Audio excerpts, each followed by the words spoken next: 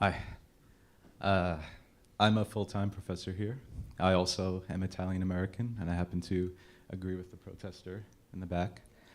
Well, I have to say, as a professor, that you would come. I really appreciate that, because I know students come out a lot, but professors don't always come out to hear opposing points of view, so that's a wonderful thing.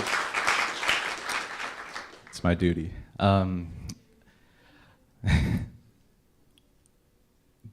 But I've left you speechless. I've dazzled you. Thank you.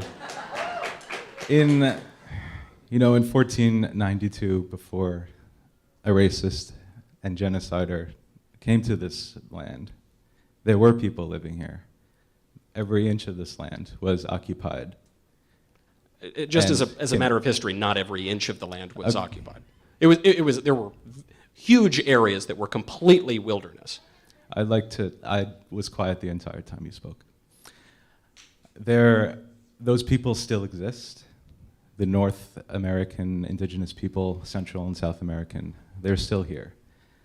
And I would like to know how you can say that they have no ancestral claim to this land, and that as a white person, you can say that they cannot migrate freely and cannot use the land freely that they rightfully own and have for thousands of years. Well, Mike, I'd like you to be more specific. Which people specifically and which land specifically? Because there were lots of different peoples in the northern and southern, in North America and South America at the arrival of Christopher Columbus. So which people do you think have a claim to which land?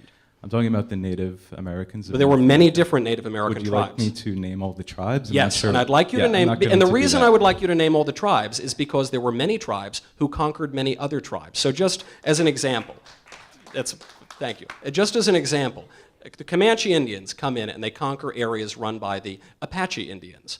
Now the United States comes in and it owns that land. To which tribe should that revert? To which tribe should that land revert? The Comanche, who had it before us, or the Apache, who had it before them? Moreover, for the people who still exist, you're referring to Christopher Columbus in an ahistorical way by calling him some sort of racist or some sort of genocidal maniac. The man never committed any sorts of genocide at all, and he was actually known among the Spanish explorers for his good treatment of the natives. That point is neither here nor there.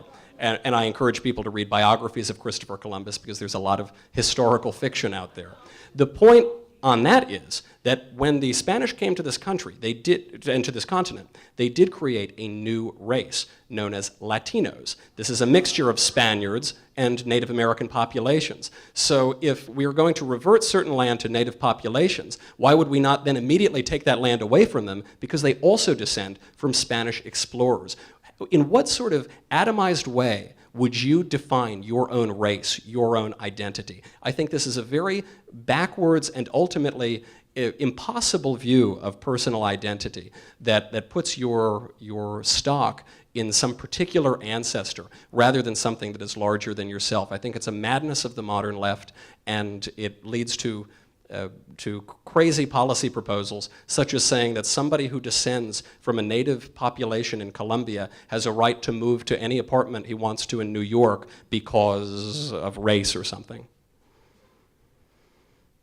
We can certainly have a response. Thank you for not answering my question, and in the future, I think I did answer you. How specifically could I answer your question? If you could not lower the microphone until the person's done speaking, I think that'd be better for everyone. Thank you. That's all. So you were done speaking. All right.